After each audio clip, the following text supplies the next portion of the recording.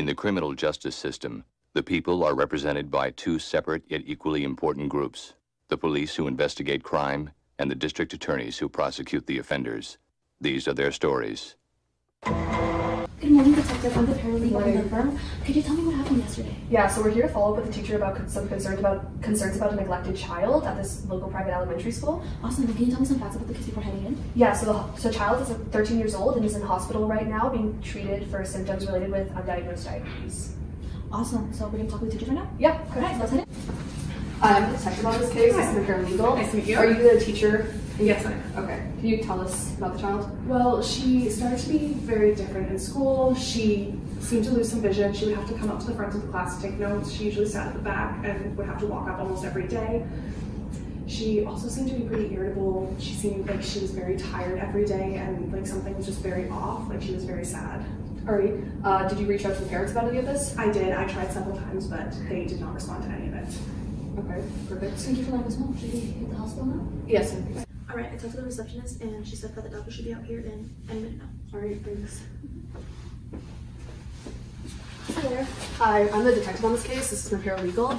So we know that the child has suspected diabetes. Could you confirm the diagnosis? Yeah, so the child does have diabetes, and with her symptoms that she has right now and where she's at, I'm suspecting that it's been going on for about a month. Alright, could you tell us more about diabetes, what it means for the child? So diabetes is a disorder that affects how the body uses blood sugar.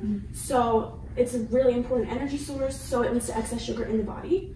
And type 1 is also hereditary, which comes with more severe symptoms such as fatigue, blurry vision, and a lot of irritability. Okay, thank you. Alright, I think we're done for the time being. I'll send you an email with everything I need. Could you also schedule a meeting with the lawyer so that she can talk to witnesses?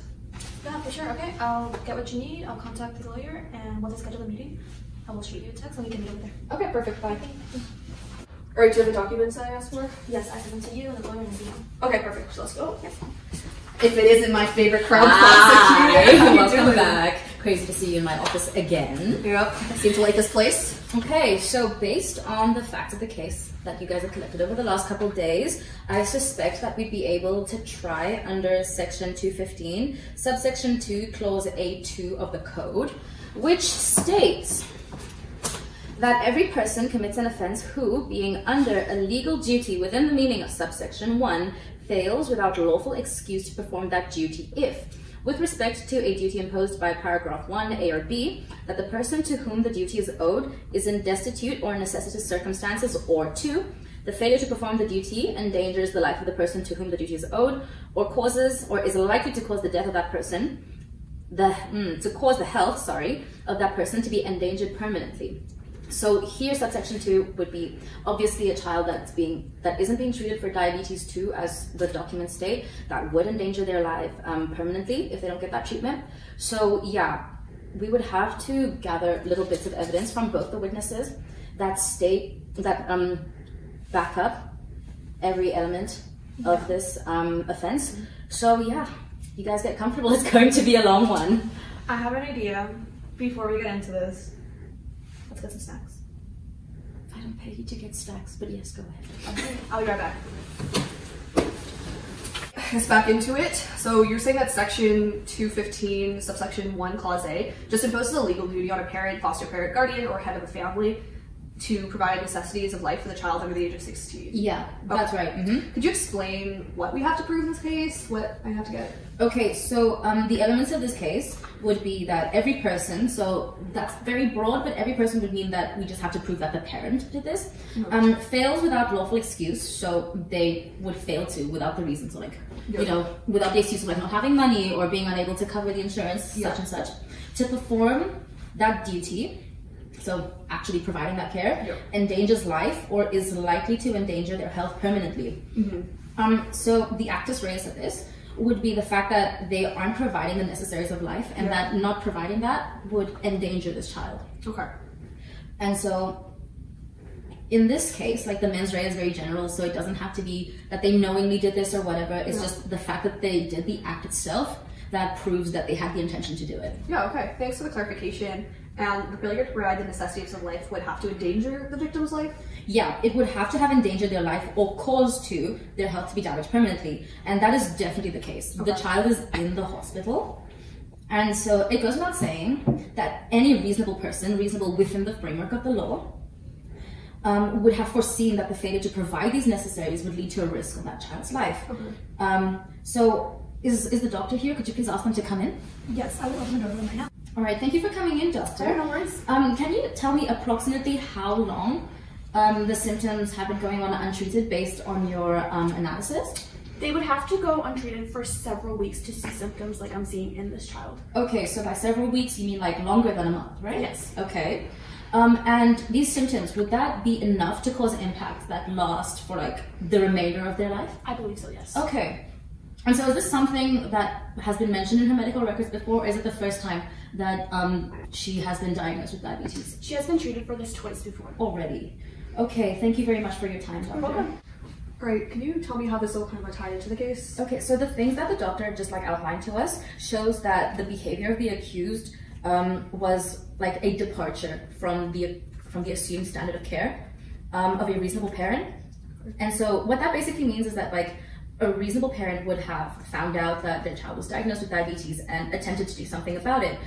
If they couldn't afford it, they would reach out to organizations that could help, but not just watch 2 diagnoses come in and let their child go to the hospital for a 3rd time. And so with case law regarding this, you can see that R.V. Brooks of 1902 shows that necessaries of life means that necessaries that tend to preserve life, not just necessaries like food, shelter, and things like that. And this is also highlighted in R.V. Peterson of 2005, where it says not just to sustain life, but also to protect from harm. And so yes, she would be able to live with the diabetes, but like not treating her is not protecting her from the harm that this could cause to her body in the long run.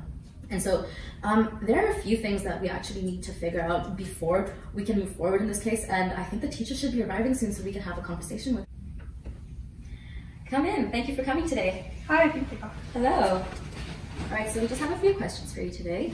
How old is the child that's in the hospital right now? She's 13 years old. Okay.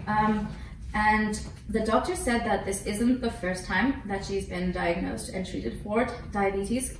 Did you know about this previously? Yes, to my knowledge, she's been in the hospital twice for similar things. Okay. And is this something that you reported to the parents before? I did. I've called the parents several times, sent emails, but I've gotten no response. Okay. And how long ago would you say that her symptoms started getting worse as what you described to the paralegal and the officer when they came to see you? They've definitely been going on for a while, but they've gotten significantly worse in the past month. Okay, all right. Thank you very much for your time. If we have more questions for you, we'll reach out. Thank you so much. Thank you. Have a good rest of your day. You too. Hey, I'm back. Hi.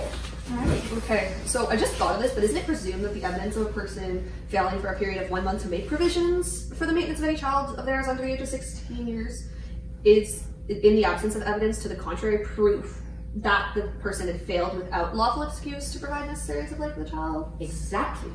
So the teacher had said that this was going on for at least a month. Yeah. So without any lawful excuse, it's automatically presumed that the person failed to provide necessaries for this child. Okay, I see, but couldn't the offense be broken down if the defense provides that there was a lawful excuse? Like, for example, in the case of R versus Huaman 1910, financial inability to provide necessaries was considered a lawful excuse. Yeah, that might be it, but the child's elementary school is a private school, and yes, this is something that we would have to look into further, but if the parent can afford to pay for private school, then they should be able to afford to provide at least some sort of care for their child. Especially this is the 3rd time that they're in the hospital. Of course. Yeah, all right. But then couldn't the defense just use mistake of fact as a defense to the offense we plan to charge them with? Sorry to interrupt again, but mistake of fact would be the honest belief of the offense, right? Like, so the parents could argue that they honestly believed the child was in good condition and were not aware of the child's state. Yeah, but for this defense, it would require the existence of facts or circumstances that, if true, would make the act innocent. So it would need to appear realistic or have an air of reality based on the evidence. If the parents argue they were unaware of the child's state, it might be difficult to prove, even since the teacher was aware of the state for a while and doesn't live with that child. The teacher also mentioned reaching out to the parents multiple times about the child's state to check up on her and had gotten no response. I don't know about you guys, but I think we have enough for an arrest warrant. It's definitely enough to proceed. Okay, I can get on that now. All right, thank you. Thank you.